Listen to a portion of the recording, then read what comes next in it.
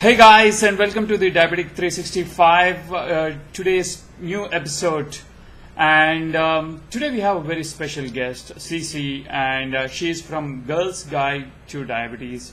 She has been type 1 diabetic from 1994. That's when she is 11 years old, and now she is 28. So she has been type 1 diabetic from past 17 years, and today she is here to share all the experiences, ups and downs from the past 17 years. So before getting started, I have a small request. Please do go through diabetes tip, diabetes recipe, and diabetes exercise for today, and let's get started. Hey Sysy, welcome to our show. Hi Vijay, how are you? I'm doing pretty good. It's a pleasure to have you. Thank you. So tell us, what was your first experience when you were first diagnosed at 11 years old, back 17 years back? Well, I think my experience was a bit unique in the sense that as I was developing type 1 diabetes, I felt that I knew that I was getting it. And this is because my sister was diagnosed with type 1 diabetes at age 3 months before I was, less than a year. I think it was about 6 months. And she was 3 years old, I was 10 at the time, and I thought, I prayed that she would have it taken away, that I would get it. So as I started feeling sick, I remember thinking, oh, okay, everything's going according to plan.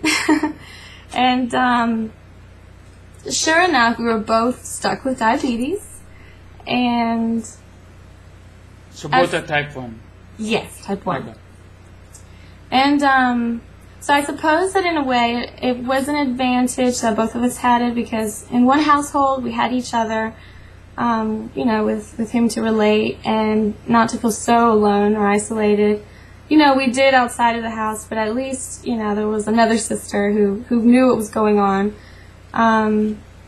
Of course, our age difference made for an interesting, I guess, like, learning experience. You know, the things I was going through at 11 were really different from her at age 3. Mm-hmm. So in the last couple of years, now that she's 20, we've been able to communicate a lot more and all that. But at the beginning, it was kind of more of me adjusting to what was going on.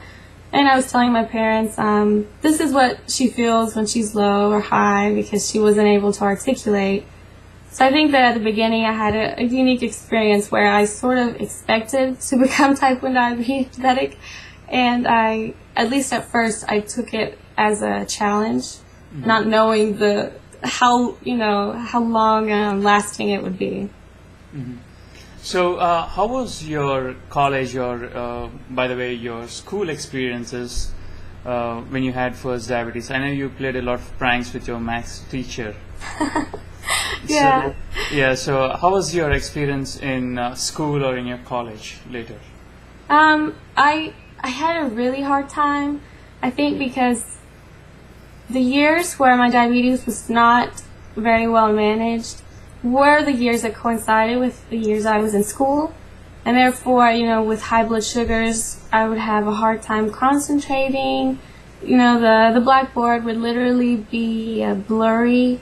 And I didn't want to tell anyone. I didn't want to tell my parents or the teacher. I was trying to be, you know, strong and independent. And I just found that whereas I used to make straight A's, I eventually, you know, almost didn't graduate high school. I had a really hard time in college just because I did not have my management down.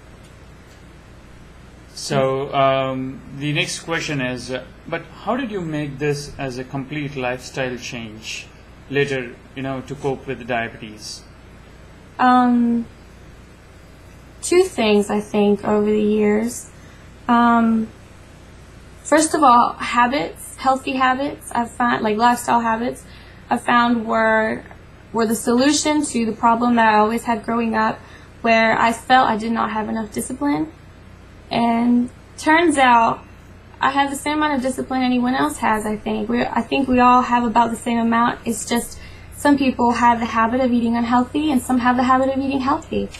When I went from testing 2, 3, 4 times a day to more like 8, I found out that I had better blood sugar management. And that was interesting to me because I didn't feel like I was working harder. I just felt like I was working right, like I was doing the right things to manage my blood sugars.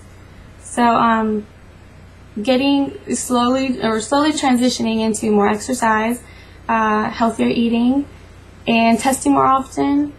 Basically, those things sort of, lifted me out of those years where my A1C was really high all the time. And as a result, my depression that I had for a long time also alleviated. So I found that healthy habits changed my entire life dramatically. And the other thing was my change in attitude. I started trying to think more positively because my nature is to be very pessimistic and a cynic.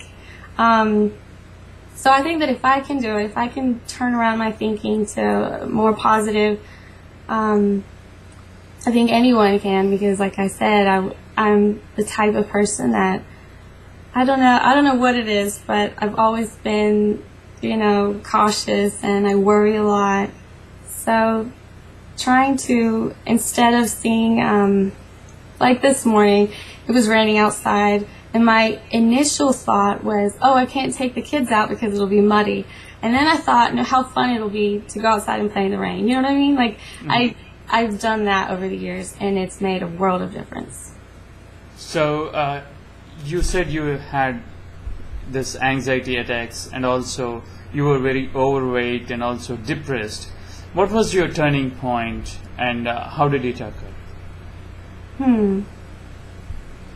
I think that, I'm trying to think, I often think that I had several turning points that each one led me to another better person. Yes. So I just kept growing very gradually over the last 5-6 years. And then finally when almost 3 years ago when I became pregnant with twins, suddenly my focus changed, and I felt that the anxiety and the depression was not going to be healthy for my children. And strangely enough, I was more calm those months of pregnancy than I have ever been. And somehow I think that when my children were born and I had, healthy twins, I was so shocked that for once I felt like this feeling of triumph that I've never felt in my life. And since then, I definitely have a more, I don't know, I still suffer with anxiety, and I wonder if I always will, since I did even as a child before diabetes. But, I guess we're all just, we're always progressing, we're always trying to improve. And the great thing is that I don't feel scared anymore that I will get to a place where I'm so depressed that I can't function, or that I don't feel hope. I'm at a place where, okay, I have anxiety, so I'm going to go talk to the doctor and make like a plan of action as to how to combat it. Maybe I need to do more yoga or something. But the hope part is definitely reinstilled ever since having healthy kids, something that I didn't always think I could do. Okay.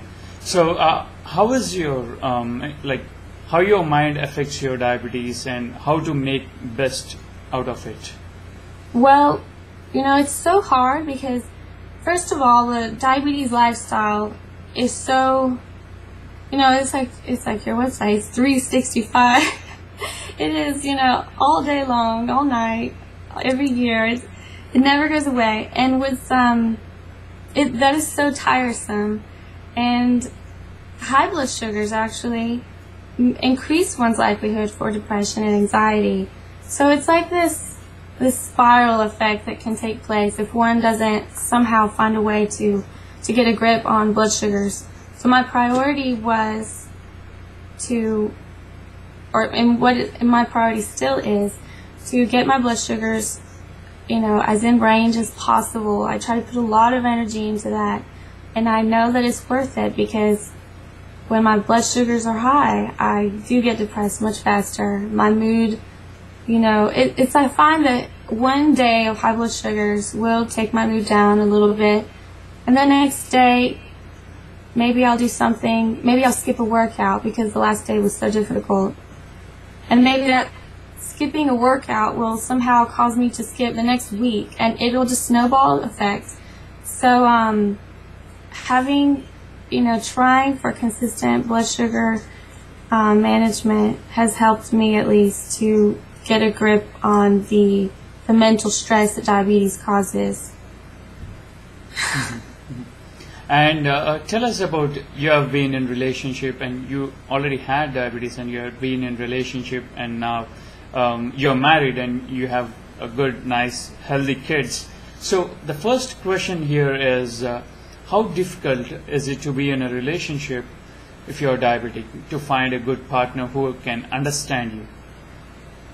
Well, this is where my girl power stuff comes in, because I don't know, maybe it helped a lot that I was raised by parents, and like, for example, my dad would always tell me that, you always should be treated like a princess by whoever you're with.